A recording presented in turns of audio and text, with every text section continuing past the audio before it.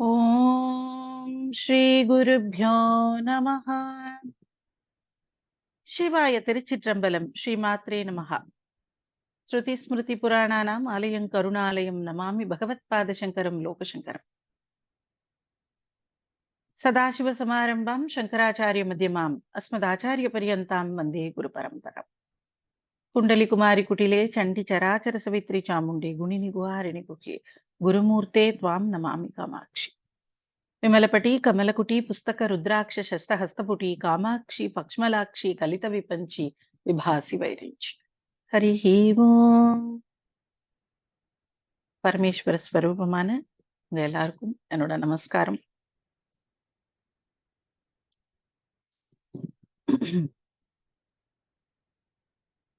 ஞான கணேசா சரணம் சரணம், ஞான ஆனந்தா சரணம் சரணம், ஞான சத்குரு சரணம் சரணம், ஞான ஆனந்தா சரணம் சரணம்.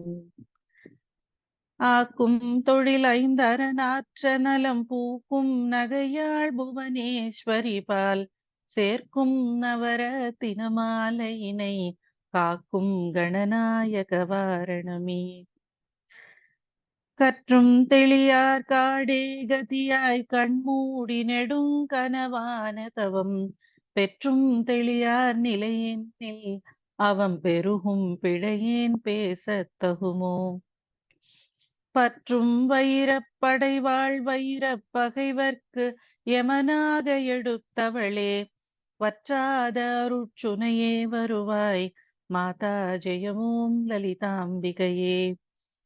மூலக்கனலே சரணம் சரணம், முடியா முதலே சரணம் சரணம், கோல கிளியே சரணம் சரணம், குன்றாத ஒளிக்குவையே சரணம். நீலத்திருமேனியிலே நினைவாய் நினைவற்றெளியே நின்றேன் அருள்வாய் வாலை குமரி வருவாய் வருவாய் மாதா ஜெயமோம் லலிதாம்பிகையே. முத்தே வரும் முத்தொழிலாற்றிடவே முன்னின்றருளும் முதல்வி சரணம், வித்தே விளைவே சரணம் சரணம், வேதாந்த நிவாசினியே சரணம். தத்தேறிய நான் தனையன் தாய் நீ சாகாதவரம் தரவே வருவாய் மத்தேருததி கிணை வாழ்வடையேன் மாதா ஜெயமோம் லலிதாம்பிகையே. அந்திமயங்கிய வானவிதானம் அன்னை நடம் செய்யும் ஆனந்த மேடை சிந்தை நிறம் பவளம் பொழிபாரோர் தேம்பொழிலாம் இது செய்தவளாரோ. எந்த இடத்தும் மனத்தும் இருப்பாள் எண்ணுபவர் கருள் எண்ண மிகுந்தாள் மந்திர வேதமய பொருளானாள் மாதா ஜெயவோம் லலிதாம்பிகையே. காண கிடையா கதியானவளே கருத கிடையா கலையானவளே பூண கிடையா பொலிவானவளே புனைய கிடையா புதுமைத்தவளே. நாணித்திருநாமமும் நின் துதியும் நவிலாதவரை நாடாதவளே மாணிக்க ஒளி கதிரே வருவாய் மாதா ஜெயவோம் லலிதாம்பிகையே. இது வரைக்கும் பார்த்திருக்கோம். இன்னைக்கு அடுத்த பாடல் மரகதமாக தேவியை சொல்லக்கூடிய பாடல். மரகத வடிவே சரணம் சரணம், மதுரித பதமே சரணம் சரணம், சுரபதி பணிய திகழ்வாய் சரணம், ஸ்ருதிஜதிலயமே இசையே சரணம். ஹர ஹர சிவ என்றடியவர் குழும அவரருள் பெற அருளமுதே சரணம், வரணவநிதியே சரணம் சரணம், மாதா ஜெயவோம் லலிதாம்பிகையே. இந்த பாடல் நம்ம இன்னைக்கு பார்க்க போறோம்.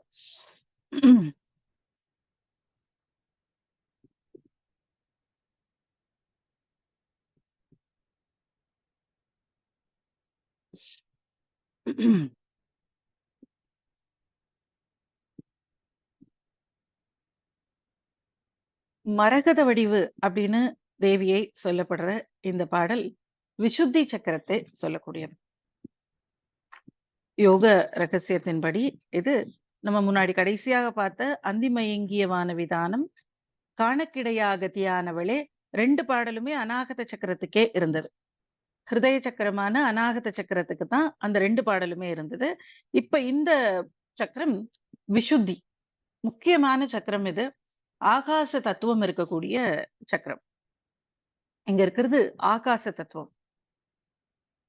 இத இது வந்து அ சந்திர கண்டத்துல இருக்கு. நமக்கு அக்னி கண்டம், சூரிய கண்டம், சந்திர கண்டமாக நம்மளுடைய 6 சக்கரங்கள் பிரிக்கப்பட்டிருக்கு 2 அக்னி கண்டம், சூரிய கண்டம் முடிஞ்சு ஒரு கிரந்தி, பிரம்ம கிரந்திய தாண்டி அநாகத சக்கரத்துக்கு வந்தப்போ, நம்மளுடைய எண்ணங்கள் நிலை பெற்றிருக்கும். எண்ணங்கள் இருக்கும். இந்த எண்ணங்கள்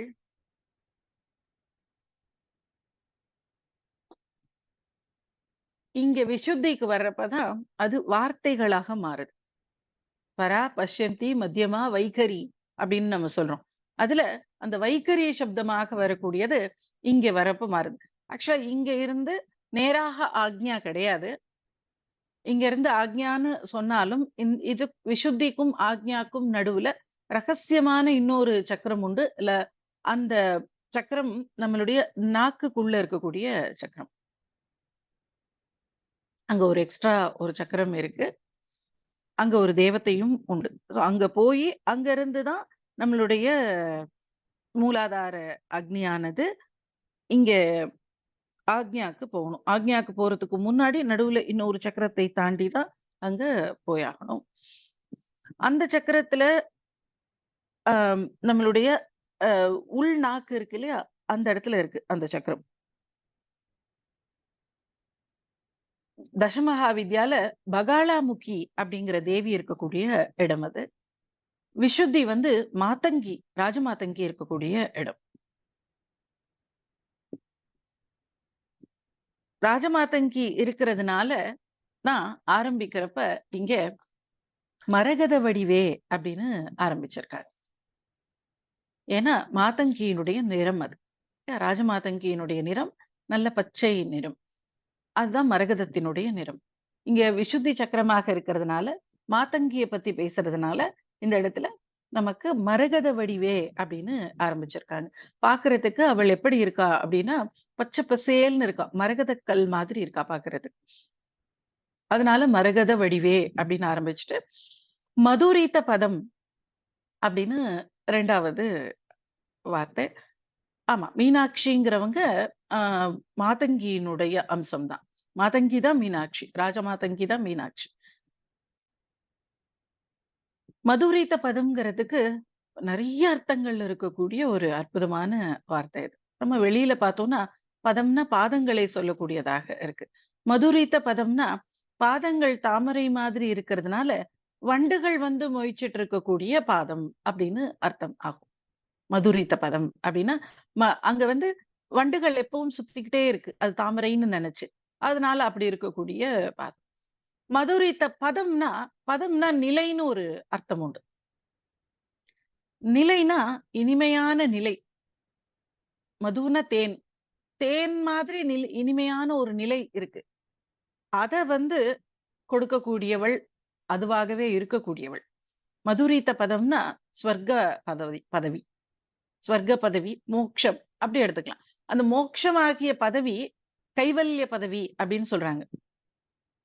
அந்த கைவல்ய பதவி தான் ரொம்ப இனிமையானது. அந்த இனிமை தான் நிரந்தரமானது. அந்த நிரந்தரமான, இனிமையான அந்த இடத்த நமக்கு நமக்கு கொடுக்கிறா அப்படின்னா, அவளுக்கு அந்நியமான ஒரு பொருளாக அது போயிடும். இப்ப நான் வந்து உங்களுக்கு இங்க இருந்து எதையாவது எடுத்து இந்தாங்க வச்சுக்கோங்க அப்படின்னு உங்களுக்கு குடுக்குறேன் அப்படின்னா, இது நான் இல்ல. இன்னொரு பொருளாக இருக்கு. ஆனா, அவள் மோட்சத்தை கொடுக்கிறா அப்படின்னா, ஏதோ மோட்சம் அவங்க வீட்ல நெறைய அடுக்கி வச்சிருக்காங்க அட்டைப்பெட்டியில. ஒரு அட்டைப்பெட்டி எடுத்து நமக்கு குடுக்குறாங்க அப்படின்னானா, அப்படி கிடையாது. மோட்சம்னா அவளே தான் மோட்சம். அவளாகவே நாம் ஆகிறது தான் மோட்சம். தன்னோட நம்மள சேர்த்துக்கிறா, அதுதான் மோட்சம். அப்போ மதுரித்த பதம், அந்த நம்ம அடையக்கூடிய கைவல்ய பதம் யாருன்னா, மதுரித்த பதமே அவள் தான். அவள் கொடுக்கிறதில்ல கைவல்யம்ங்கிறது. அவள் கொடுக்கிறதில்ல மோட்சம்ங்கிறது. மோட்சம்ங்கிறதே அவள் தான். அவளை அடையிறது தான் மோட்சம். அப்போ மதுரித்த பதம் அருள்பவளேன்னு சொல்லல. மதுரித்த பதமேன்னு கூப்பிட்டுருக்கார். நீ தான் அந்த பதமே. அந்த ஒரு பதம்னா ஒரு பதவின்னு வச்சுக்கோங்களேன். அது ஒரு ஒரு நிலை. அந்த ஸ்டேஜ கொடுக்கக்கூடியவளே அவள்தான். மதுரீத பதமே அவள்தான். அப்படி ஒரு அர்த்தம். இது இல்லாம இன்னொரு அர்த்தம் தான் அற்புதமாக இருக்கும். அது என்னன்னு பார்த்தோம்னா, எப்பவும் நாம பூஜை பண்றோம். ஒரு பூக்கள எடுத்து தேவியினுடைய பாதங்கள்ல போடுறோம். நம்ம தென் அ மாநிலங்கள எல்லாம் பொறுத்தவரைக்கும், வாசனை இல்லாத பூக்கள பூஜைக்கு உபயோகப்படுத்த மாட்டோம். வாசனை இருக்கணும் அந்த பூ. அப்பனா தான் யூஸ் பண்ணுவோம். ஆனா, வட மாநிலங்கள்ல வாசனை இல்லாத பூக்களையும் சுவாமிக்கு போடுற பழக்கம் உண்டு. அவங்க மலர்ன்னு நம்ம ஒரு பூன்னு இருந்தா அத போடுவாங்க. இந்த சைடு யூஸ் பண்ணா இந்த இந்த சைடு பூஜைக்கே யூஸ் பண்ண மாட்டோம் அப்படின்னு சொல்ற பூவெல்லாம் அங்க ரொம்ப விசேஷமாக இறைவனுக்கு யூஸ் பண்ணுவாங்க. இந்த சாமந்தியிலேயே இன்னொரு குண்டா ஒரு சாமந்தி இருக்கும். அந்த சாமந்தி இங்க சுவாமிக்கு போட மாட்டாங்க. சவுத்ல எங்கேயும் அந்த சுவாமிக்கு அத போடவே மாட்டாங்க. அந்த தெரியுது இல்லையா எந்த சாமந்தின்னு. அந்த ஆயுத பூஜைக்கு வர்ற சாமந்தி இல்ல. இன்னொன்னு இருக்கும். அப்படி குண்டா. அந்த சாமந்திய இங்க யூஸ் பண்ண மாட்டாங்க. அத வந்து நார்த்ல ரொம்ப விசேஷமா எல்லா சுவாமிக்கும் பார்த்தா அதுதான் போட்டு வச்சிருப்பாங்க. அவங்களுக்கு அந்த குளிர் தேசங்கள்ல அந்த சாமந்தி அ விளையுது. அவங்களுக்கு வாசனை பூக்கள் ரொம்ப கம்மி. அதனால சரி மலர்ன்னு ஏதாவது ஒண்ணு போடணும் அப்படின்னு அவங்க அத செய்றாங்க. இங்க இங்க கண்டிப்பா குடுத்தாலே போட மாட்டாங்க. அது நடுவுல வச்சு கட்டியிருந்தாலே அந்த மாலைய சுவாமிக்கு போட மாட்டாங்க இங்கெல்லாம். அந்த பூ கட்டியிருக்கு. இத போட மாட்டோம் அப்படின்னு சொல்லிடுவாங்க. ஆமா. அதுக்கு அதான் பேரு. அந்த மலர்கள நாம எடுத்து தேவியினுடைய பாதங்கள்ல போட்டு பூஜை பண்றோம். தேவியினுடைய பாதங்கள்ல நாம ஏன் ஒரு பூ அது பாட்டுக்கு செடியில இருக்கு. ஏன் அந்த செடியில இருந்து அந்த பூவ பறிச்சுட்டு வந்து, அத கொண்டு போய் தேவியினுடைய பாதங்கள்ல நாம போட்டு பூஜை பண்றோம். அப்டின்னா, அந்த பூவ தேவியினுடைய பாதங்கள்ல நாம போடுறப்போ, அந்த பூவுக்குள்ள நம்மளுடைய மனசு, நம்மளுடைய புலன்கள் எல்லாத்தையும் அதுல வச்சு அங்க போடணும். ஒரு பூவை தேவியினுடைய பாதங்கள்ல போடுறோம்னா, அதுல நம்மளுடைய மனசையும், நம்மளுடைய புலன்களையும் வச்சு தேவியினுடைய பாதங்கள்ல போடணும். போட்டதுக்கு அப்புறம், அத திரும்ப நாம எடுத்து தலையில வச்சுக்கிறோம். ஒரு பிரசாதமாக அதிலிருந்து ஒரு பூவ எடுத்து நம்ம தலையில வச்சுக்கிறோம். அப்போ நம்ம புலன்கள் தேவி கிட்ட போயிட்டு வந்துடுச்சு. தேவிய தொட்டுட்டு திரும்ப வந்திருக்கு. மனசும், புலன்களும் தேவியினுடைய பாதங்களை தொட்டு திரும்ப வந்து அப்டின்னா, எதுவானாலும் அவங்க கிட்ட போயிட்டு வந்தா அது பிரசாதம். நீங்க வெறுமனே சமைச்சு, கிச்சன்லயே சமைச்சு டைனிங் ஹால்லயே உட்கார்ந்து சாப்பிட்டுட்டா, அது வெறும் சாப்பாடு. கிச்சன்ல சமைச்சத சுவாமி ரூம்ல கொண்டு வந்து வச்சு நைவேத்தியம் பண்ணிட்டு சாப்பிட்டா அது பிரசாதம். அவளுடைய கட்டாட்சம் பட்டுட்டா, அவள் அத பார்த்துட்டான்னா அது பிரசாதம். அப்ப அங்க பார்க்கலையா? இது மாதிரி இது இது வந்து ஜெனரல் நம்மளுடைய உணர்வு இருக்கிறது முக்கியம். நீங்க கொண்டு வந்து இங்க சுவாமி ரூம்ல வச்சுட்டு சாப்பிடுறது அப்டின்னா, அப்ப எல்லா இடத்துலயும் தானே அவ இருக்கா? அப்டின்னு ஒரு கேள்வி கேட்பாங்க. இதுதான் விதண்டாவாதம்னு சொல்றது. எல்லா இடத்துலயும் தான் இருக்காங்க. ஆனா, நமக்கு அந்த உணர்வு இருக்கணும். அந்த உணர்வு இருந்து அங்கேயே நான் நான் ஒரு கதை சொல்லியிருக்கேன். மரங்கள்ல பூக்கள பார்க்கிறப்போ, அர்ஜுனன் இந்த பூக்கள் எல்லாம் ஈஸ்வரனுக்கு அப்படின்னு பீமன் சொல்லுவாராம். அர்ஜுனன் வந்து ரொம்ப அப்படியே பூவெல்லாம் பறிச்சு அப்படியே ஏகப்பட்ட பூஜைகள் பண்ணுவாராம். பீமன் எங்க பூவ பார்த்தாலும் அங்க இருந்து அப்படியே இந்த பூவெல்லாம் ஈஸ்வரனுக்கு அப்படின்னு பூஜை பண்ணுவாராம். பறிக்கல, போடல. ஆனா, அதுல அந்த அந்த அன்பு இருந்தது அவர் போட்டதுல. எவ்வளோ படாடோபமாக பூஜை பண்ணாலும், அந்த மனசு அந்த உணர்வு இல்லன்னா பிரயோஜனம் இல்ல. அந்த உணர்வு இருக்கணும். நீங்க அந்த உணர்வு இருந்தா, நீங்க அந்த சமைச்ச அந்த ஸ்டவ் மேலேயே வச்சு நைவேத்தியம் பண்ணலாம். சுவாமி ரூமுக்கு கொண்டு வரணும்னே இல்ல. அப்ப அது பிரசாதமாக மாறும். எங்க இருந்தும் அவள் அத பாப்பா. ஆனா, அந்த உணர்வு வரணும் அப்டின்னா, நமக்கு சில இடங்களுக்கு ஸ்கூலுக்கு போணும்னா யூனிஃபார்ம் போட்டு போறப்ப தான் அந்த அந்த ஃபீல் வருது. இந்த இடத்துக்கு இந்த மாதிரி கோவிலுக்கு போணும்னா, உடனே எல்லாரும் இருக்கிற பொ பொ புடவையெல்லாம் தேடி எடுத்து அதுலருந்து ஒரு புடவைய கட்டி, இருக்கிற நகையெல்லாம் எடுத்து போட்டு கோவிலுக்கு போறது இல்லையா? ஏன்னா, அந்த இடத்துக்கு அப்டி போனா அதுதான் ஒரு வைப்ஸ குடுக்கும் அப்டின்னு நம்புறோம்ல. அதுபோல இந்த உணவ கொண்டு போய் பூஜை ரூம்ல வச்சா தான், அது நமக்கு ஒரு உணர்வ குடுக்குதுங்கிறதுனால அங்க கொண்டு போய் வைக்கணும். இல்லன்னா எங்க வச்சு வேணாலும் நைவேத்தியம் பண்ணலாம். நைவேத்தியத்துக்கு இங்க தான் வச்சு பண்ணா தான் அப்படின்னு கிடையாது. ஸோ தெய்வம் ஒண்ண பார்த்துட்டா, அது பிரசாதமாக ஆயிடுது. இப்ப நாம என்ன பண்ணோம்? நம்மளுடைய மனசையும், நம்மளுடைய புலன்களையும் கொண்டு போய் தேவியினுடைய பாதங்கள்ல போட்டு, அங்க இருந்து பிரசாதமாக திரும்ப அத எடுத்தப்போ, திரும்ப நாம அத எடுத்துக்கிறோம். நம்ம மனசையும், புலன்களையும். அதுவரைக்கும் அவகிட்ட ஒரு தடவ குடுத்துட்டு, அத திரும்ப வாங்கிட்டோம். இப்ப அந்த மனசும், புலன்களும் பிரசாதமாக ஆயிடுச்சு. பிரசாதமாக ஆனா என்ன விசேஷம்? சாப்பாடு சும்மா செஞ்சு நம்ம சாப்பிடுறதுக்கும், பிரசாதத்துக்கும் என்ன வித்தியாசம் அப்டின்னா, அந்த சாப்பாட்ட சுவாமி முன்னாடி வச்சுட்டு பிரசாதமாக சாப்பிடுறப்போ, அதுல இருக்கக்கூடிய கெடுதல்கள் நீங்கிடுது. நம்ம மனசுலயும், புலன்களையும் இருக்கக்கூடிய மலங்கள் எல்லாம் நீங்கிடுது. அந்த பூ அங்க போட்டுட்டு, அங்கருந்து நாம எடுத்துக்கிறப்போ, அந்த பூவுல நம்ம புலன்கள போட்டோம் அப்படிங்கிறதையும், அந்த புலன்கள திரும்ப இப்ப நாம எடுத்துட்டு இருக்கோம் அப்படிங்கிறதும் நம்ம உணர்வுல இருக்கணும். அப்படி எடுத்து நம்ம அத தலையில வச்சுக்கிறப்போ, இப்ப நம்மகிட்ட வந்து சேர்ந்துடுச்சு. நம்மளுடைய மனசும், புலன்களும். இது எங்க இருந்தது இதுக்கு முன்னாடி? தேவியினுடைய பாதங்கள்ல இருந்தது. தேவி பாதத்த தொட்டு வந்ததுனால இது பிரசாதமாக ஆயிடுச்சு. இந்த பிரசாதத்த நாம வச்சிருக்கோம் இப்போ. அப்போ நம்மளுடைய மனசும், நம்மளுடைய புலன்களும் தேவியினுடைய பிரசாதம். அப்ப அதுல என்ன செய்யணுமோ அதத்தான் செய்யணும். ஏன்னா நாளைக்கு திரும்ப அவ கிட்ட கொண்டு போய் போடணும். இன்னைக்கு எடுத்துட்டு நாளைக்கு போடுறதுக்குள்ள நாம என்ன செஞ்சோம்னு அவளுக்கு அதுல தெரியும். அப்போ அந்த அந்த அடக்கம், அந்த பக்தி புலன்களுக்கும் வரும், மனசுக்கும் வரும். மனசுல கன்னா பின்னான்னு நெனச்சுட்டு அழுக்கான மனசு கொண்டு போய் நாளைக்கு திரும்ப போட முடியாது இல்லையா? அதனால மனச நல்லா வச்சுக்கணும், புலன்கள நல்லா வச்சுக்கணும் அப்படிங்கிற எண்ணம் இருக்கும். அப்படிப்பட்ட மலர்களை தாங்கக்கூடிய பாதமாக இருக்கு. அதனால மதுரித பதம். நாம நம்மளுடைய மனசையும், புலன்களையும் மலர்களாக ஆக்கி போட்டா, அதிலிருந்து கெட்டதையெல்லாம் நீக்கக்கூடிய பாதங்களாக இருக்கு. அதனால அந்த பாதங்கள் மதுரீத பதம். இதுல எல்லா பாடல்களையும் அந்த சரணாகதியத்தான் சொல்லிட்டே வரார். மரகத வடிவத்துக்கும் சரணாகதி தான். மரகத வடிவமே உன்ன விட்டு வேற ஒரு வடிவம் இல்ல. உனக்கே சரணம். மதுரித்த பதமே உன்னுடைய பாதங்கள்.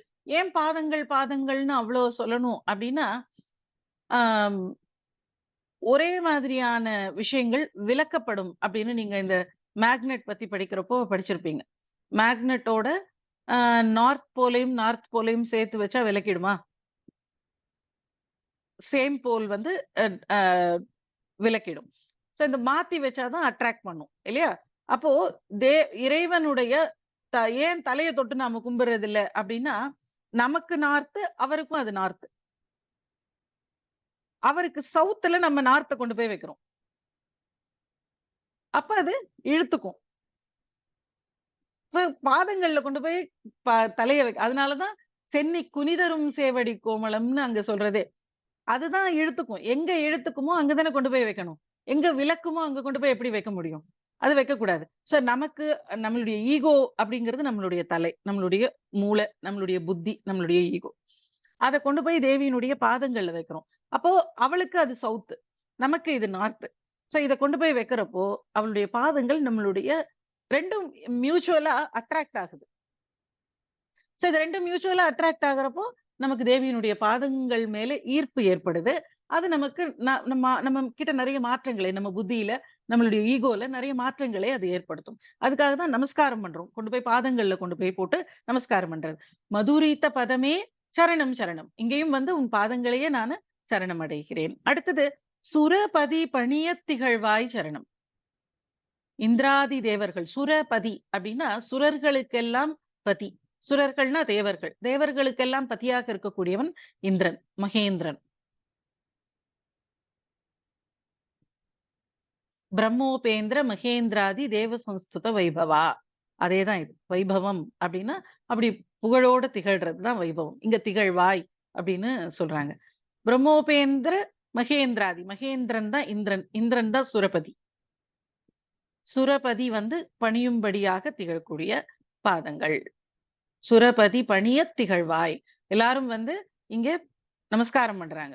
சென்னிக் குனிதரும் சேவடி கோமளம்.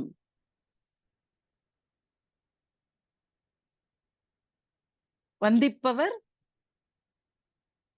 உன்னை வானவர். இல்லையா? வந்திப்பவர் யாரு? உனக்கு நமஸ்காரம் பண்றவங்க எல்லாம் தேவர்கள். தேவர்கள் எல்லாம் வந்து உனக்கு நமஸ்காரம் பண்றாங்க.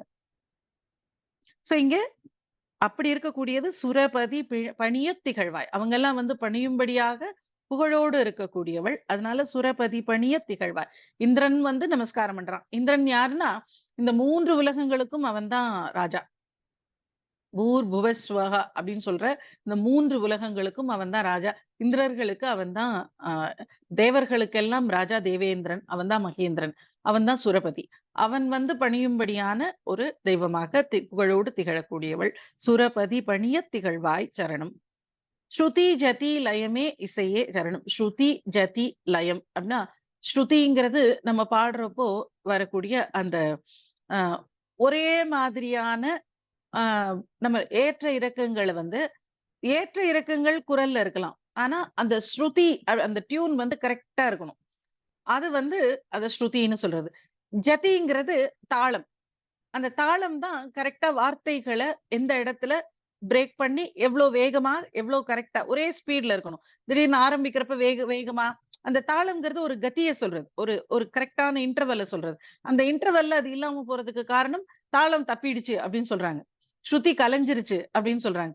இதெல்லாம் ஒரு அந்த நல்ல பிராக்டிஸ்ல அந்த வாய்ஸ் அவ்ளோ ஸ்மூத்தா இருக்கிறத பாதிக்கக்கூடிய விஷயங்கள். இந்த ஸ்ருதியும், ஜதியும். இது 2ம் பெர்ஃபெக்ட்டா இருந்தா அது லயம்.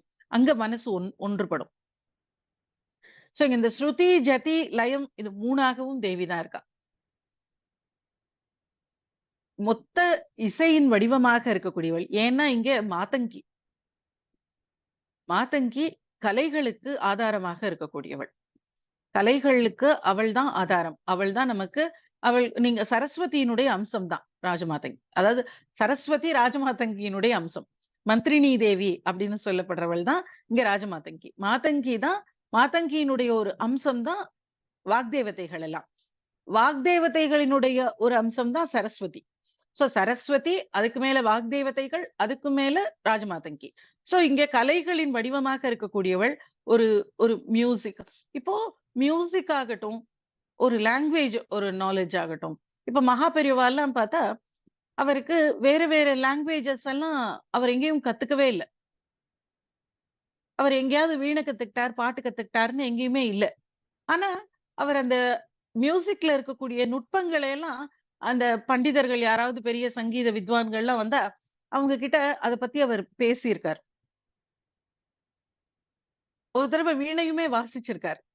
எப்படி இதுன்னா, அந்த பர்ட்டிகுலர் சக்கரம் ஆக்டிவேட் ஆகுறபோது, அந்த நிலையை அவங்க தொடரபோது, அவங்களுக்கு இதெல்லாம் கற்றுக்காம வரக்கூடிய கலைகளாக ஆயிடுது.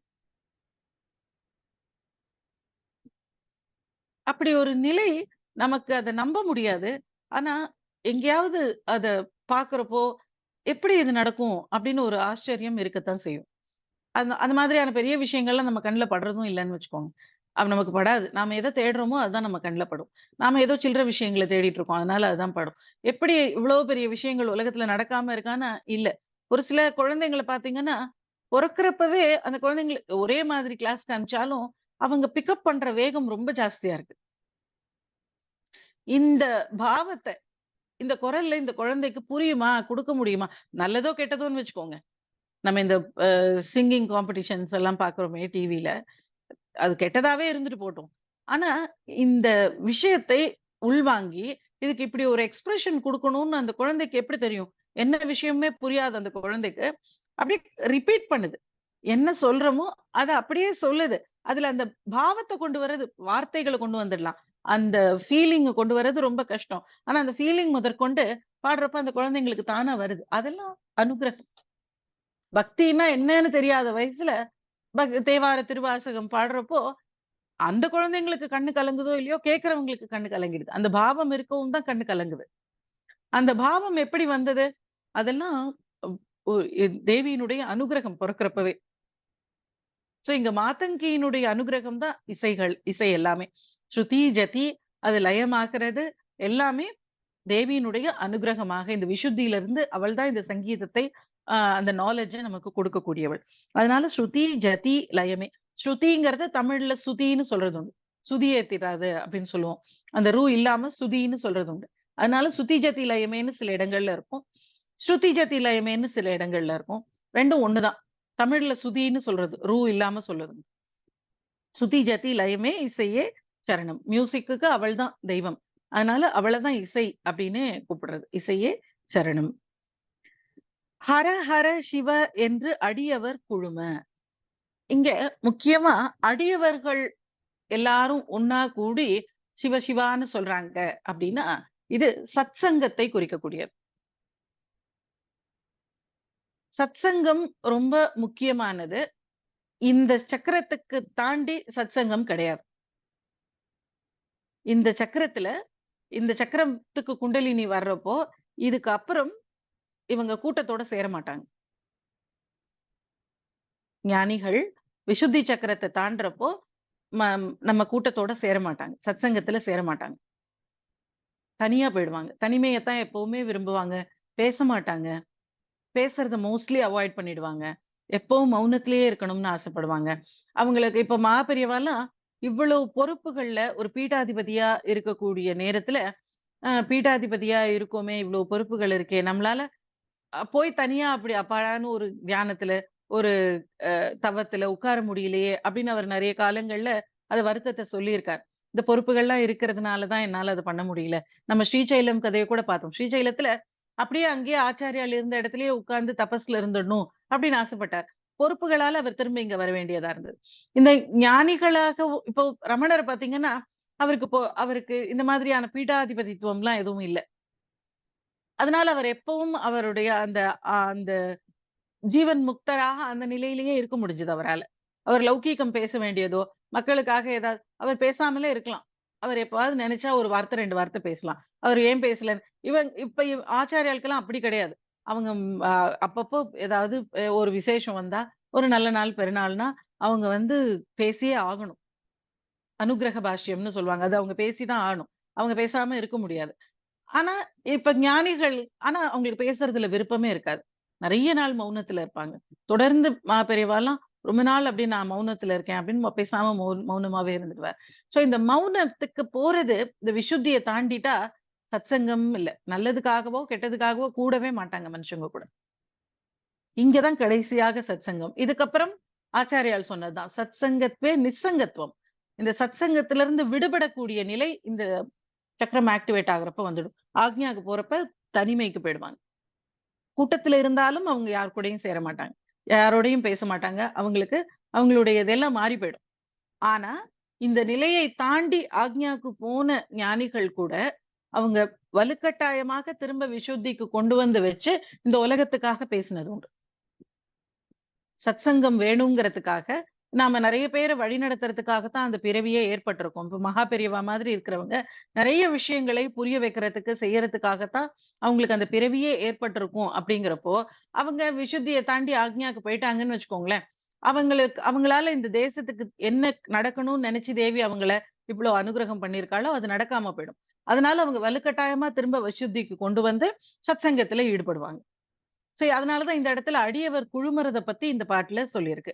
ஹர ஹர சிவா அப்படின்னு சொல்லிட்டு, அடியவர்கள் கூட்டம் எல்லாம் ஒண்ணா சேர்றது.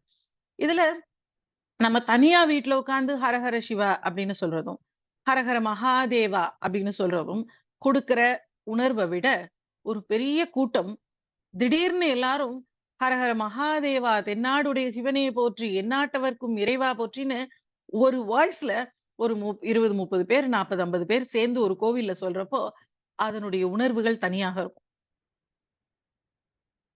ஒரே பாடலு, ஒரே ஒரு ஒரு தேவார பாடல நீங்க வீட்ல உட்கார்ந்து சும்மா பாடி பார்க்கிறதுக்கும், கோவில்ல நின்னு அந்த இடத்துல பாடுறதுக்கும் வித்தியாசம் இருக்கும். நீங்க நல்லா ஒரு பாட்ட பிராக்டிஸ் பண்ணுங்க. அந்த ஒரே ஒரு பாட்டு, அந்த 11 பாட்டுகள் இருக்கு, 10 பாட்டுகள் இருக்கு தேவாரம். ஒரே ஒரு ஒரு பாடல மனப்பாடம் பண்ணுங்க. அத அங்க போய் நின்னு பாடி பாருங்க. கண்ல தண்ணி வராம இருக்காது. அது குடுக்குற உணர்வே வேற. இந்த நல்லா பாடுறோமா, நல்லா பாடலையா அதெல்லாம் கிடையாது. உணர்வோட பாடுறத நீங்க கோவில்ல போய் நின்னு பாடி பாருங்க. கத்த வேண்டாம். உங்க மனசுக்கு தெரியற மாரி மெல்லமா கூட பாடி பாருங்க. அது குடுக்குற உணர்வே வேற. அதே சத்சங்கத்துல சேர்ந்து நீங்க பார்த்திருப்பீங்க வித்தியாசத்த. ஒரு லலிதா சஹஸ்ரநாம பாராயணம் ஆகட்டும், ஒரு திருப்புகழ் பாராயணம் ஆகட்டும். நமக்கு இங்கெல்லாம் ஆன்லைன்ல சொல்றப்ப இருந்த ஃபீல் எப்படி இருந்தது? இப்ப சுவாமிமலை போனப்ப நாம அங்க சொன்ன ஃபீல் எப்படி இருந்தது? எங்கெங்கேயோ தனித்தனியா பிராக்டிஸ் பண்ணோம். அந்த இடத்துல ஒண்ணா வந்து சேர்ந்து சொல்றப்போ, அந்த உணர்வு வேற மாதிரி இருக்கு. அந்த சத்சங்கத்தினுடைய எல்லாரும் ஒரு மனசோட இறைவனை பாடணுங்கிற எண்ணத்தோட உட்கார்ந்து அத பாடுறப்போ, அது எல்லாருக்குமே ஒரு பெரிய ஒரு உணர்வு மாற்றத்தை, உணர்வு எழுச்சியை ஏற்படுத்தும். அதுதான் சத்சங்கத்தினுடைய மகிமை. இது கிடைச்சதுக்கு அப்புறம், இத எப்படி தனியா வர வச்சுக்கிறது அப்படிங்கிறதுக்கு மூவ் ஆயிடுவாங்க. அதான் சத்சங்கத்வே நிஸ்ஸங்கத்துவம். ஒண்ணா இருந்து இருந்து தனியா போய் என்ன பண்ணணும்னு தெரிஞ்சுக்கணும். அத தெரிஞ்சுக்க ஒரு நல்ல அடியார்கள் கூட பழகினா தான், என்ன செய்யணும், என்ன செய்யக்கூடாது, எப்படி பாடணும், அவன எப்படி கூப்பிடணும் எல்லாமே தெரியும். இத தெரிஞ்சுக்கிட்டதுக்கு அப்புறம், நாம தனியா போயி அத பிராக்டிஸ் பண்றோம். சத்சங்கத்திலிருந்து நிஸ்ஸங்கத்துக்கு போறோம். இங்க விசுத்தியில சத்சங்கம். ஹர ஹர சிவ என்று அடியவர் குழும. அடியவர்கள் இந்த இடத்துல தான் குழுமி ஹர ஹர சிவான்னு சிவபெருமானை துதிக்கிறாங்க. அப்படி சிவபெருமானை துதிக்கிறாங்க. அத ஏன் இங்க அம்பாள் பத்தின பாடல்ல சொல்லணும்? ஹர ஹர சிவ அப்படின்னு சொல்லாம சக்திய எல்லாம் சொல்லணும் இங்க. ஹர ஹர சிவ என்று அடியவர் குழும. அடுத்த வரி பாருங்க. அவர் அருள் பெற அருள் அமுதே சரணம். அவர் அருள் அப்படின்னு அவர்னா யாரு? அந்த அடியவர்கள். அந்த அடியவர்கள் அருள் பெற அருள் அமுதே சரணம். அவங்களுக்கு அருள் செய்யக்கூடிய அமுது யாரு? தேவி. ஒன்று அவன் தானே, இரண்டு அவன் இன்னருள். திருமந்திரத்துல சொல்லியிருக்காரா? அவன் ஒண்ணு. அவனுடைய திருவருள் ஒண்ணு இருக்கு. அந்த திருவருள் தான் தேவி. அந்த 2 சேர்ந்து இருக்கு. ஆனா ஒண்ணா இருக்குன்னு நம்ம எப்பவும் சொல்லிட்டு இருக்கோமே. ஒன்று அவன், 2 அவன் திருவருள்.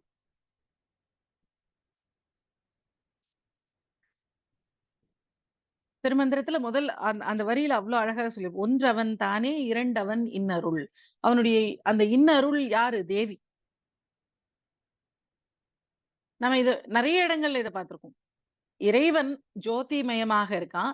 தேவி அதிலிருந்து வரக்கூடிய வெளிச்சமாக இருக்கா. இத எப்படி பிரிக்க முடியும்? அந்த வெளிச்சம் தான் அருள். ஒரு ஒரு தீபத்தினுடைய பிரயோஜனம் என்ன? அதிலிருந்து வரக்கூடிய வெளிச்சம். அந்த தீபத்தின் பிரயோஜனம். அந்த இறைவன் அனுக்கிரகம் பண்ணணும். ஒரு தீபத்த ஏத்துறோம். அந்த தீபம் ஏத்துன தீபம் நமக்கு நல்லது செய்யணும்னா என்ன செய்யணும்? வெளிச்சத்த குடுக்கணும். ஈஸ்வரன் நமக்கு என்ன செய்யணும்? அனுக்கிரகத்த பண்ணணும்.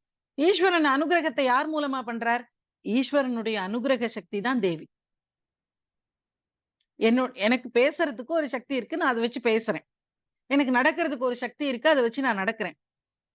அப்போ நானும் என்னுடைய நடக்கிற சக்தியும், நானும் என்னோட பேசுற சக்தியும், இறைவனும் அவருடைய அனுக்கிரக சக்தியும். அப்ப அருள் பண்ணணும்னா, தனியா அவர் அருள் பண்ண மாட்டாரு. அவர் தனியா அருளே பண்ண முடியாது. ஏன்னா, அவருடைய அனுக்கிரகம்ங்கிறதே தேவி தான். 2 அவன் இன்னருள். இங்க என்ன சொல்றாரு? அவர் அருள் பெற அருள் அமுதே. யார? ஹரஹர சிவ என்று அடியவர்கள் குழும, அந்த குழுமத்துக்கு அந்த அந்த குழுமிய அடியவர்களுக்கு அருள் பெறணும் அப்படின்னா, அவங்களுக்கு அருள் செய்யக்கூடிய அமுது நீதான். அவர் அருள் பெற அருள் அமுது. அவங்களுக்கு அருள் அனுக்கிரகம் கிடைக்கிறதுக்கு அருள் கிடைக்கிறதுக்கு அனுக்கிரகம் பண்ணக்கூடிய அமுதம் நீதான். ஏன் அமுதம்னு இறைவன் இந்த இடத்துல தேவிய இந்த இடத்துல சொல்றாரு அப்படின்னா, அமுதம் அப்படிங்கிறது பிறவி இல்லாத நிலையை கொடுக்கக்கூடியது. எப்பவும் இருக்கக்கூடியது. நித்தியமானது. அதனால தேவியே அமுதம். அவள் இறைவனுடைய அடியவர்களுக்கு அனுக்கிரகம் பண்றா. நீயும் உன்னுடைய அருளும், உன்னுடைய அனுக்கிரக சக்தியும் சேர்ந்து வரணும் அப்படின்னு திருவெம்பாவையில கூப்பிடுவார் மாணிக்கவாசக பெருமான். நீ வா அப்படின்னு கூப்பிடல. நீயும் உன்னுடைய அருள் செய்யக்கூடிய சக்தியும் சேர்ந்து வாங்க அப்படின்னு. அருள் செய்ய சக்தி எங்க விட்டுட்டு வருவாரு? அதுதான் தேவி. அப்ப இது 2ஆ இருக்கு. ஆனா 1ஆ இருக்கு. இங்க அவர் அருள் பெற அருள் அமுதே சரணம். அவருக்கு அனுக்கிரகம் அவருடைய அனுக்கிரக சக்தியாக இருக்கக்கூடிய தேவியே உனக்கு சரணம். வர நவநிதியே சரணம். என்னென்னைக்கும் புதுசாக இருக்கக்கூடிய நிதி. நிதினா செல்வங்களின் சேர்க்கை நிதி. அப்படி நவநிதி அப்படின்னா ஒரு பெரும் செல்வங்களாக இருக்கக்கூடியவள். 9 நிதி இருக்கு. அந்த 9 நிதிகளாக இருக்கக்கூடியவள் தேவி. அதனால வர நவநிதியே சரணம். அவள்தான் அதாவது செல்வத்தை நான் மோட்சம் மாதிரியே தான். லக்ஷ்மி வந்துட்டா, லக்ஷ்மி வருவா அப்படின்னு தான் சொல்லுவாங்க. லக்ஷ்மி காசு குடுக்கா அப்படிங்கிறது இல்ல.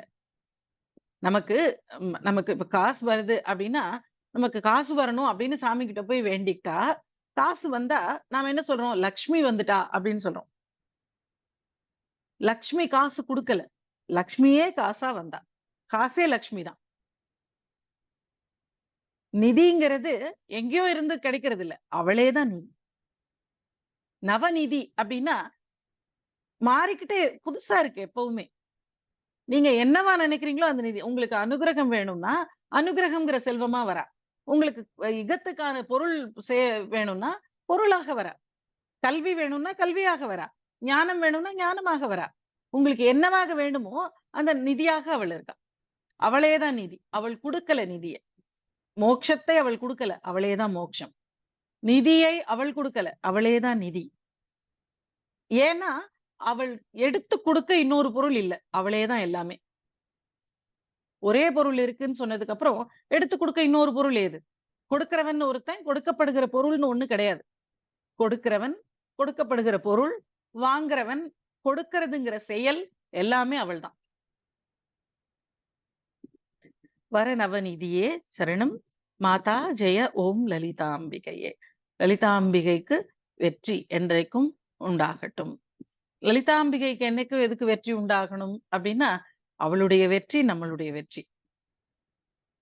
அவளுடைய ஒரே எண்ணம் நமக்கு அனுகிரகம் பண்ணி நம்மளை ஈஸ்வரனோட சேர்க்கணும். அதுல அவள் வெற்றி பெற்றா நமக்கு மோட்சம் கிடைச்சிடும். அதுக்கு தடையா இருக்கிறது யாரு? நாம தான். அவளுடைய எண்ணம் இந்த ஜீவன்களை எல்லாம் கொண்டு போய் ஈஸ்வரனோட சேர்க்கணும் அப்படின்னு. அதுக்கு அவள் அனுகிரகம் பண்ண தயாரா இருக்கா. ஆனா நாம அதுக்கு தயாரா இல்ல. அடுத்த பாடல்ல கேட்பாரு அத. ஏன் நாம தயாரா இல்ல அப்படிங்கிறத. சோ மரகத வடிவத்துல இருக்கா, பச்சை கலர்ல இருக்கா, மந்திரினி தேவி அப்படின்னு சொல்லப்படுற மாதங்கியாக காட்சியளிக்கிறார். மதுரித்த பதம்ங்கிறதுக்கு இன்னொரு அர்த்தம், பதம்னா வார்த்தைன்னு ஒரு அர்த்தம் உண்டு. இனிமையான வார்த்தைகளை கொடுக்கக்கூடியவள். ஏன்னா இங்க இருக்கா விசுத்தி சக்கரத்துல. வார்த்தைகள், இனிமையான வார்த்தைகள் வாயில வரணும் அப்படின்னா அவளுடைய அனுகிரகம் வேணும். ஏன் இனிமையான வார்த்தைகள் பேசணும் அப்படின்னா, நீங்க யாரு அப்படின்னா, நீங்க இதுவரைக்கும் பேசின வார்த்தைகள் தான் நீங்க.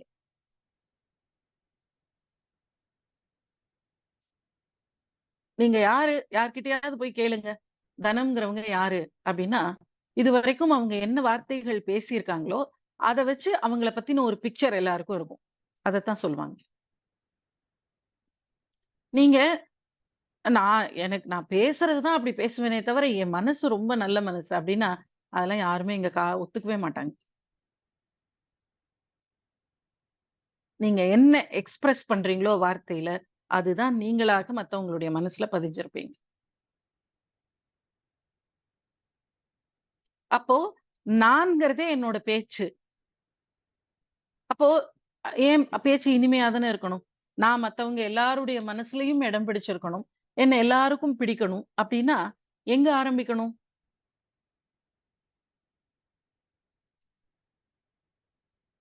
என் பேச்சு இனிமையாக இருக்கணும். ம் தப்பான வார்த்தைகள் என்னைக்குமே என் வாயில வரக்கூடாது. அதாவது மிருதுவாக பேசணும், மெல்லமாக பேசணும், கம்மியாக பேசணும். கத்தி பேசக்கூடாது. மிருதுவாக பேசணும். மிருதுவாகன்னா வார்த்தைகள் மிருதுவாக இருக்கணும். திட்டுறதையே மெல்லமா திட்டுறதில்ல. வார்த்தைகள் மிருதுவாக இருக்கணும். சவுண்ட் கம்மியாக இருக்கணும். இது எல்லா இடத்துக்கும் இம்ப்ளிமெண்ட் ஆகுற விஷயம். எல்லா இடத்துக்கும் இது சூட் ஆகும். ஏன் இங்க மெல்லமா தான் பேசணும். கத்தி பேசவே கூடாது. குழந்தைங்க கிட்டயும் அன்பாக, மெல்லமா தான் சொல்லணும்.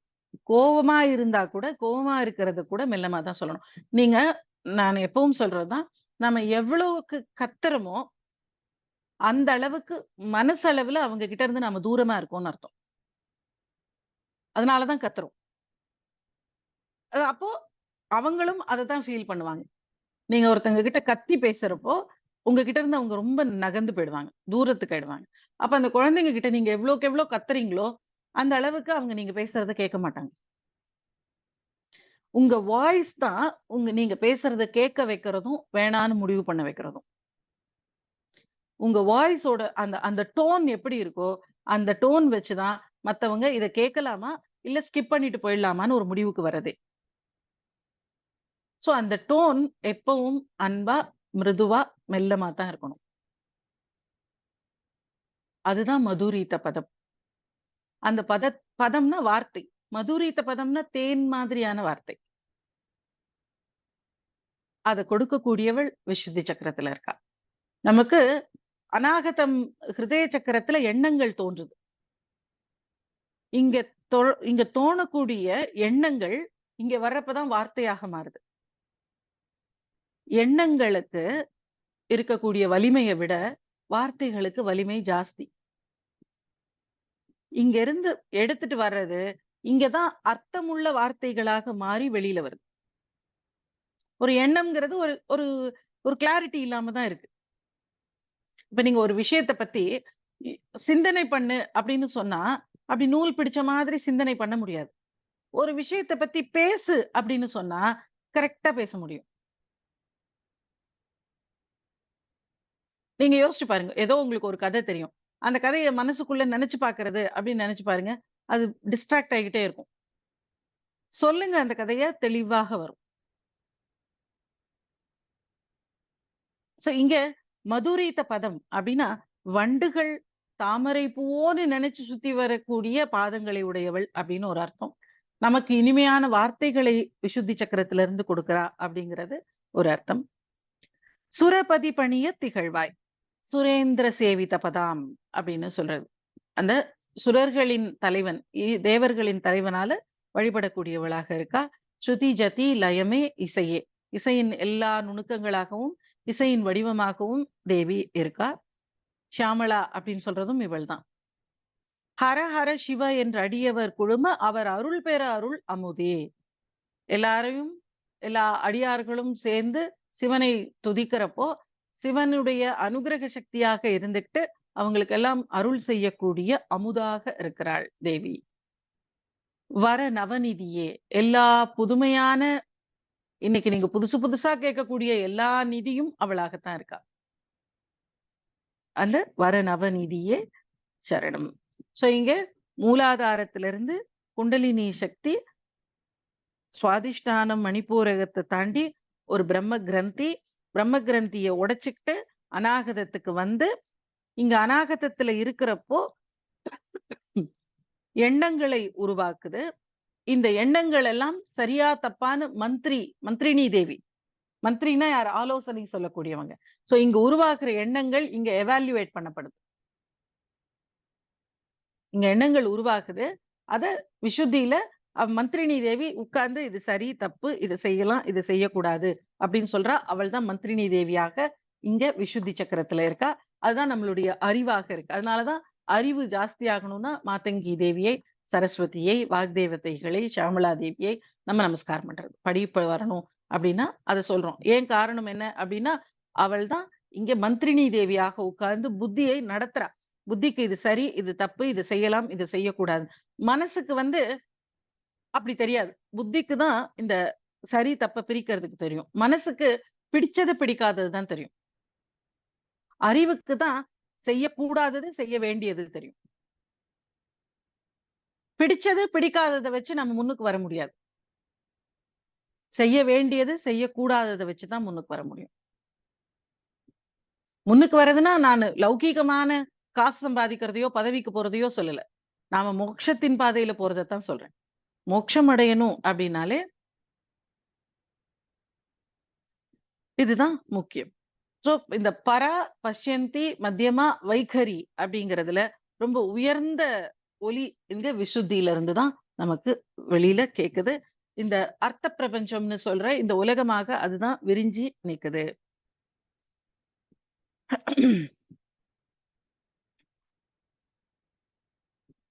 வரநவநிதியே சரணம் சரணம். இந்த இடத்துல இருக்கக்கூடிய இறைவனுக்கு சதாசிவன்னு பேர்.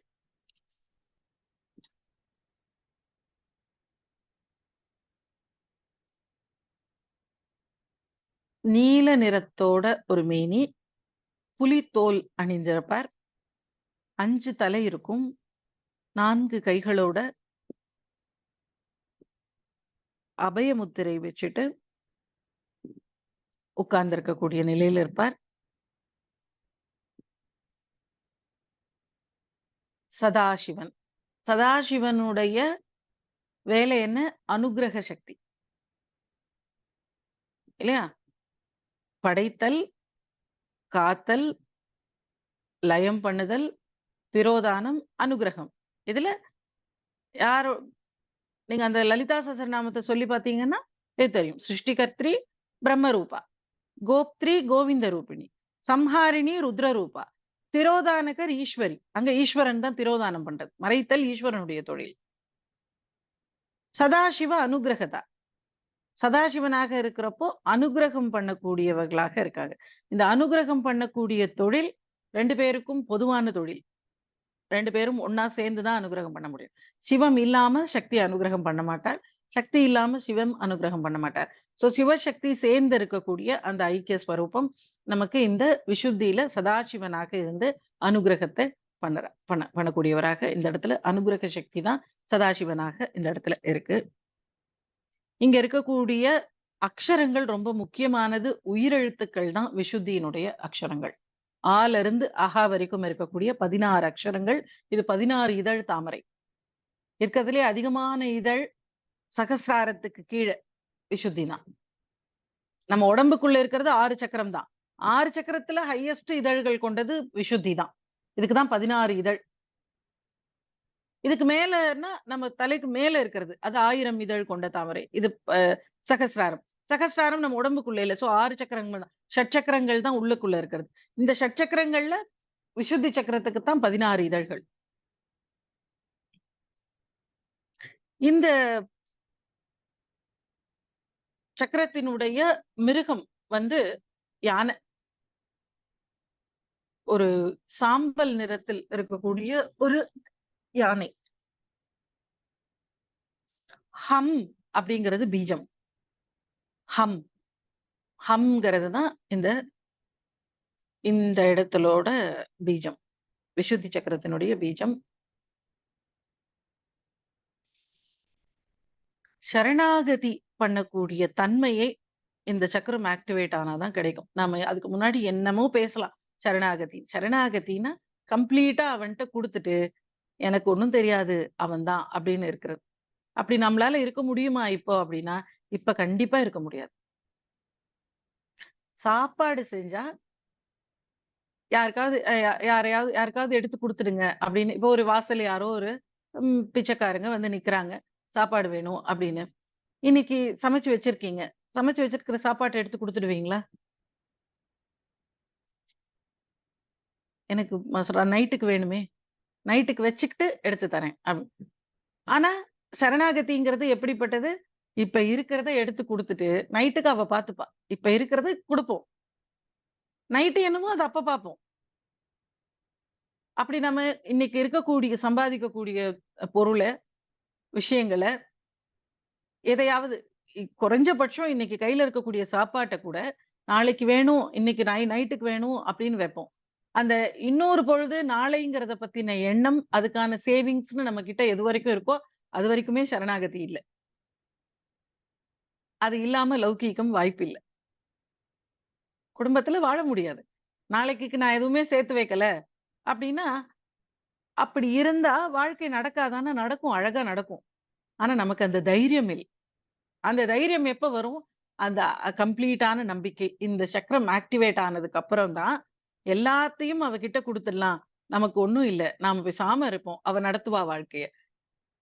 சதாசிவன் நம்ம பிறவிக்கு காரணமானவன். அப்ப அவன் தானே மரத்த வச்சவன் தானே தண்ணி ஊத்தணும். அப்ப இப்படி பிறக்க வச்ச நீ இதை காப்பாத்துறதும் நீங்க யோசிச்சு பாருங்க. நாம நம்மளுடைய குடும்பத்திலேயே நம்ம கூடவே இருக்கிறவங்கள்ல, யாராவது ஒருத்தைங்க அ ரொம்ப நல்லா செலவு பண்ணிக்கிட்டு, சேர்த்தே வைக்காம அப்படி வாழ்ந்துட்டு இருப்பாங்க. நீங்க நாளைக்கு வேணும், நாளைக்கு வேணும்னு எல்லாம் சேர்த்து வச்சுட்டு இருப்பீங்க. 2 பேர்ல யாராவது ஒரு ஸ்டேஜ்ல இப்போ கொஞ்ச நாள் ஆச்சு, சம்பாதிக்க முடியல. அன்னைக்கு அவர் இல்லாம போயிடுறாரா? அந்த இன்னொருத்தங்க, அன்னன்னைக்கு செலவு பண்ணிட்டு இருந்தவங்க. அவங்க வாழ்க்கையும் எப்படியோ இறைவன் நடத்துவான். உங்ககிட்ட இருந்து வாங்கியாவது அந்த வாழ்க்கைய நடத்துவான். நீங்க தான் சேர்த்து வச்சிருக்கீங்கல்ல நெறைய. உங்ககிட்ட இருந்து வாங்கி அவர் வாழ்க்கைய நடத்துவாங்க. இது தாரா இது இது இது ரொம்ப சிம்பிளா நடக்கும். மொத்தத்துல நடக்கணும். எல்லாருடைய வாழ்க்கையும் நடக்கும். யார் நீங்க ரூ. 2000 சம்பளம் வாங்கி வாழ்க்கை நடத்துறவங்க இப்பவும் இல்ல. ரூ. 20,000 சம்பளம் வாங்கி வாழ்க்கை நடத்துறவங்க இல்ல. ரூ. 2,00,000 நான் வாங்கி நடத்துறவங்க இல்ல. யாருக்காவது கஷ்டமா? எல்லாருக்கும் கஷ்டம் இருக்கு. ரூ. 2,00,000 சம்பளம் வாங்குறவன, ரூ. 2,000 சம்பளம் வாங்குறவன் கிட்ட கொண்டு போயி, இவன் ரொம்ப கஷ்டப்படுறான் அப்படின்னு சொன்னா அவருக்கு எப்படி இருக்கும்? 2,00,000லாம் இருந்தா, எனக்கெல்லாம் மாசம் மாசம் கூட குடுக்க வேணாம். வருஷத்துக்கு 2,00,000 குடுங்க போதும். நான் சந்தோஷமா இருப்பேன் அப்படின்னு சொல்லுவாங்க அவங்க. சோ இங்க எப்படியோ எல்லாருடைய வாழ்க்கையும் நடந்தே தீரும். நீங்க குடுக்கறதுனால நீங்க தாங்கல. நீ குடுக்கறதுக்காக தான் உங்களுக்கு குடுக்கப்பட்டிருக்கு. குடுக்கலன்னா தான் அங்க தப்பாகும். குடுத்தா வாழ்க்கை நடக்கும். சோ இங்க அனுக்கிரகம் அப்படிங்கிறத பண்றதுக்காக இங்க வந்து இருக்கக்கூடியவங்க, சரணாகதியை நமக்கு சொல்லிக் கொடுக்கக்கூடிய இந்த இந்த சக்கரம் ஆக்டிவேட் ஆனா, எப்படி கையில குடுத்துட்டு நாம பின்னாடி நிம்மதியாக இருக்கிறது அப்படிங்கிறது தெரியும். எப்படி நம்ம வாழ்க்கை நடக்கும் அப்படின்னு. நாம எடுத்த முடிவுகள்லயா நம்ம வாழ்க்கை இதுவரைக்கும் நடந்துட்டு வந்திருக்கு? அவளுடைய அனுக்கிரகத்துல நடந்துட்டு வந்திருக்கு. நம்ம இடத்துல முடிவுலாம் நடந்திருந்துச்சுன்னு வச்சுக்கோங்க, எங்கேயோ கன்னாபின்னான்னு போயிருக்கும். ஏன்னா, அவ்ளோ அறிவாக நம்ம முடிவெடுப்போம். நமக்கு இன்னைக்கு இருக்கிறது மட்டும் தான் தெரியும். அவளுக்கு தான் இன்னும் 8 வருஷம், 10 வருஷம் சாகுற வரைக்கும் நமக்கு என்னவோ எல்லாம் அவளுக்கு தான் தெரியும். சோ இங்க சரணாகதியை கொண்டு வரக்கூடியது, ஆத்ம சக்தியை வெளியில கொண்டு வரக்கூடிய சக்கரம் இதுதான். ஒரு பியூரிட்டி வளரும். புனிதர்கள் அப்படின்னு சொல்றோம் இல்லையா? அப்படி புனிதமாக இருக்கக்கூடிய தன்மை இந்த இந்த சக்கரம் ஆக்டிவேட் ஆனா வரும். அவங்க கிட்ட எந்த விதமான அழுக்குகள், மலங்கள், கெட்ட எண்ணங்கள் அதெல்லாம் எதுவுமே இருக்காது. கம்ப்ளீட்டா அப்படி பரிசுத்தமா ஆயிடுவாங்க. அந்த புனித தன்மை இந்த சக்கரம் தான் கொடுக்கும். கெட்ட சக்திகள், கெட்ட எண்ணங்கள் அவங்க கிட்டயே வர முடியாது. கெட்ட எண்ணங்கள் இருக்கிறவங்க, கெட்ட சக்திகளாக இருக்கிறவங்க, அ ஏதோ அவங்களுக்கு கெடுதல் செய்யணும்னு நினைக்கிற யாருமே அவங்க கிட்டயே வர முடியாது. அவங்களுக்கு எதுவுமே நடக்காது. இந்த சக்கரத்தோட ஒரு அந்த கெட்டத உருவாக்கக்கூடிய தன்மைகள், எண்ணங்கள், உணர்வுகள் எல்லாமே இவங்கள விட்டு போயிடும். இவங்க கிட்ட அந்த மாதிரி எதுவுமே இருக்காது.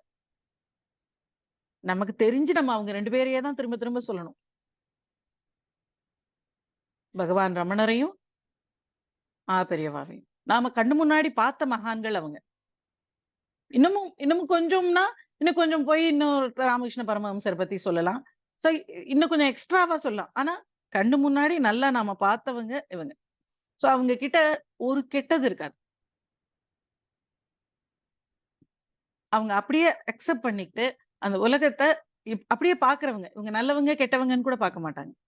அவங்க முன்னாடி நிக்கிறப்போ நமக்கு வேணா அந்த உணர்வு வரும். ஆமா. கண்டிப்பா. வள்ளலார் பெருமான். அவங்க முன்னாடி நிக்கிறப்போ நமக்கு அந்த உணர்வு வரும். சுவாமி முன்னாடி நிக்கிறப்ப கூட வராத உணர்வு. நாம பண்ண தப்பு அவங்களுக்கு தெரியுமோ? நம்மள அவங்க எப்படி எவாலுவேட் பண்ணுவாங்க? அப்படிங்கிற அந்த பயம் மகான்கள் முன்னாடி நிக்கிறப்ப வரும். சுவாமி முன்னாடி கூட மோஸ்ட்லி வராது. ஏன்னா நம்ம அத உயிரோட நினைக்கிறதே இல்ல. அங்க பயமே வராது.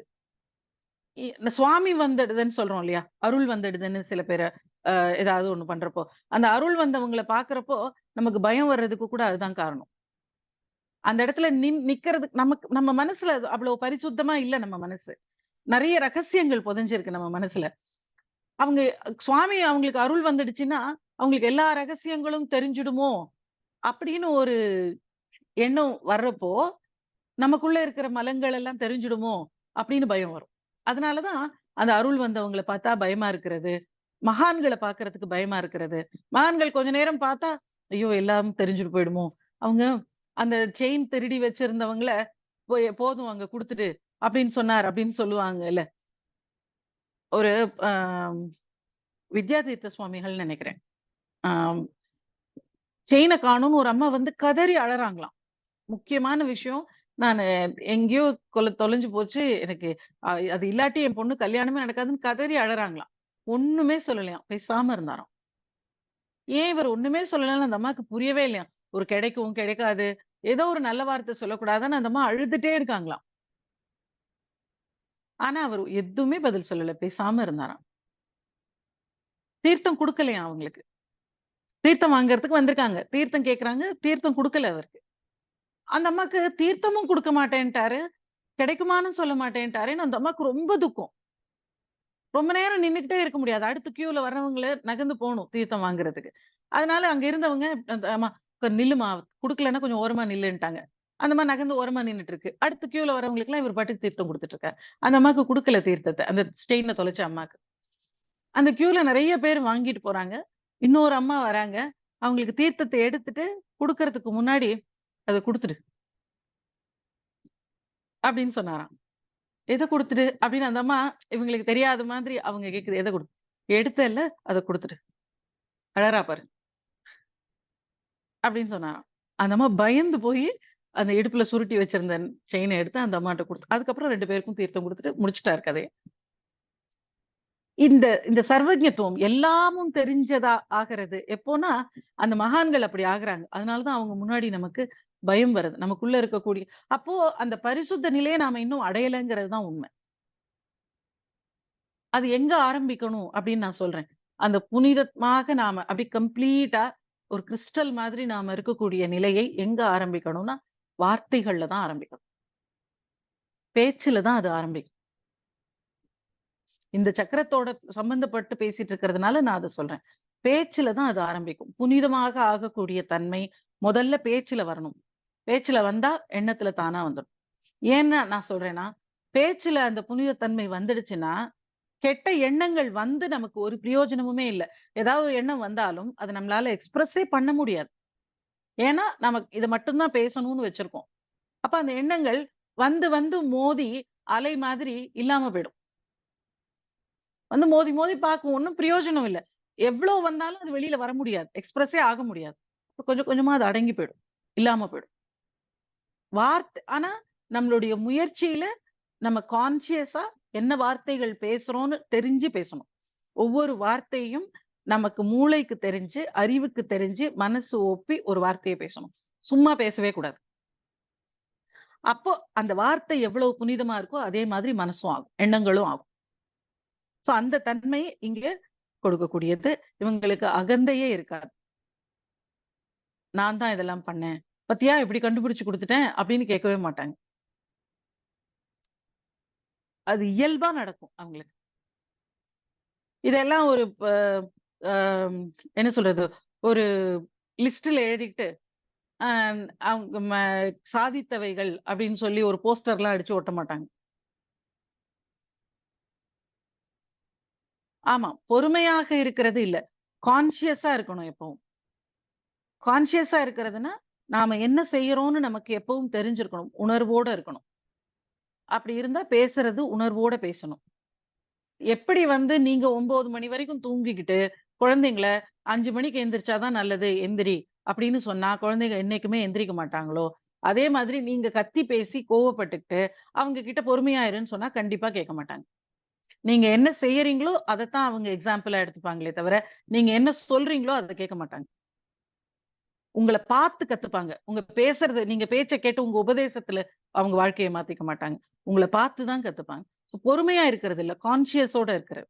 என்ன செய்யறோம்? என்ன பேசுறோம்? நாம நிலையில இல்லாம, நமக்கு நம்ம சுய உணர்வே இல்லாம நாம பேசுறதெல்லாம் தப்பா இருக்கும். அததான் குழந்தைங்க கத்துப்பாங்க. பொறுமையை விட நிதானம் தான் முக்கியம். பொறுமையா இருக்கிறது பேஷன்ஸ்ங்கிறது இல்ல. இந்த இடத்துல வந்து கிளாரிட்டி தான் முக்கியம். என்ன செஞ்சாலும் தெளிவாக செய்யணும். சொல்றத தெளிவாக சொல்லணும். கத்துனா கேட்காது. மெல்லமா சொன்னா கேட்கும். சோ இங்க அமைப்பு 16 இதழ்கள், நீல நிறம் இந்த சக்கரத்துக்கு.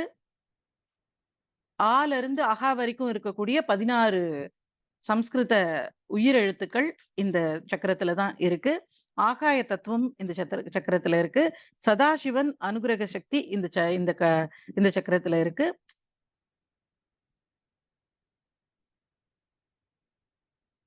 இங்க இருக்கக்கூடிய குண்டலினி சக்திக்கு சாக்கினின்னு பேரு.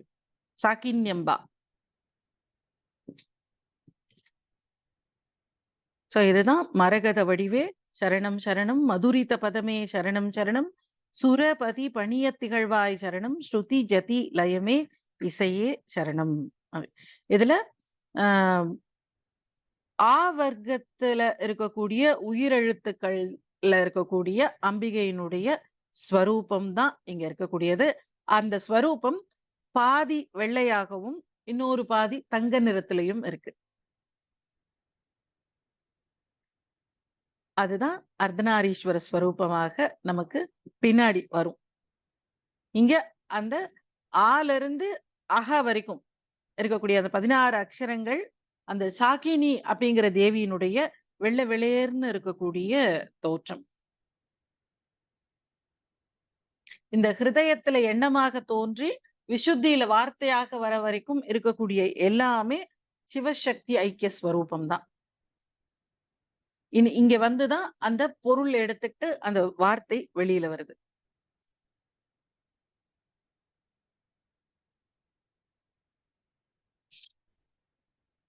இந்த லலனா சக்கரம் அப்படிங்கிறது ரொம்ப நுட்பமான ரகசியமான ஒரு சக்கரம்.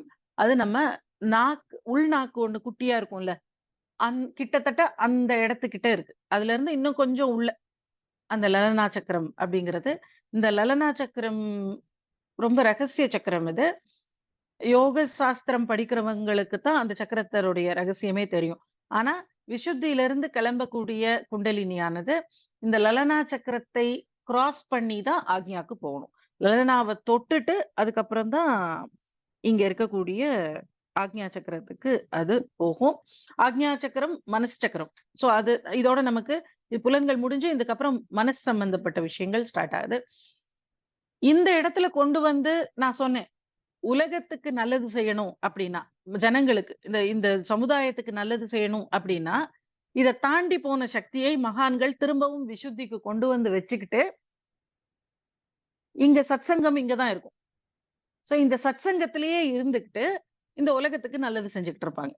அவங்க அவங்க இதெல்லாம் தாண்டி போனவங்களாக இருந்தாலும், சத்சங்கத்துல ஈடுபடணும், நெறைய பேருக்கு நல்லது சொல்லணும்ங்கிறதுக்காக, இத திரும்ப இங்க கொண்டு வந்து வச்சுட்டு இருப்பாங்க. அதுதான் சதாசிவன் கழுத்துல பாம்பு போட்டுட்டு இருக்கிறது. கழுத்துல பாம்பு வச்சிருக்கார் அப்படின்னா, குண்டலினி சக்திங்கிற பாம்பு கிளம்பி வந்தத விசுத்தியில நிறுத்தி வச்சிருக்கார் அப்படின்னு அர்த்தம். விசுத்தியில எதுக்கு நிறுத்தி வச்சிருக்கார் அப்படின்னா, இந்த உலகத்துக்கு நல்லது செய்யறதுக்காக. இத தாண்டி போயிட்டா அவர் சிவமாக, சிவசக்தி ஐக்கியத்துக்கு போயிடுவார். அப்ப வந்து இந்த உலகத்துக்கு பிரயோஜனம் கிடையாது. இந்த உலகத்துக்கு பிரயோஜனப்படுறதுக்காக அந்த பாம்ப இங்க கொண்டு வந்து நிறுத்தி வச்சிருக்கார்.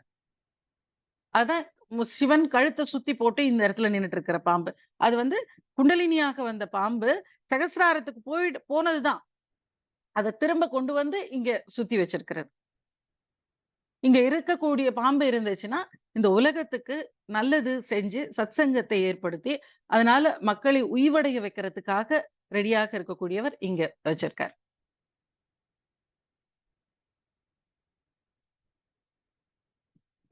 இதுதான் இந்த எண்ணங்கள் மனசுல பொறந்து வார்த்தையாக மாறக்கூடிய இந்த சக்கரத்தினுடைய ரகசியம். அடுத்த வாரம் ஆக்ஞா, அதுக்கப்புறம் சகஸ்ராரம். அதோட இந்த செஷன் முடியும். மாதா ஜெய ஓம் லலிதாம்பிகையே, மாதா ஜெய ஓம் லலிதாம்பிகையே, மாதா ஜெய ஓம் லலிதாம்பிகையே, மாதா ஜெய ஓம் லலிதாம்பிகையே. ஸ்ரீமாத்ரே நமः. சிவாய திருச்சிற்றம்பலம்.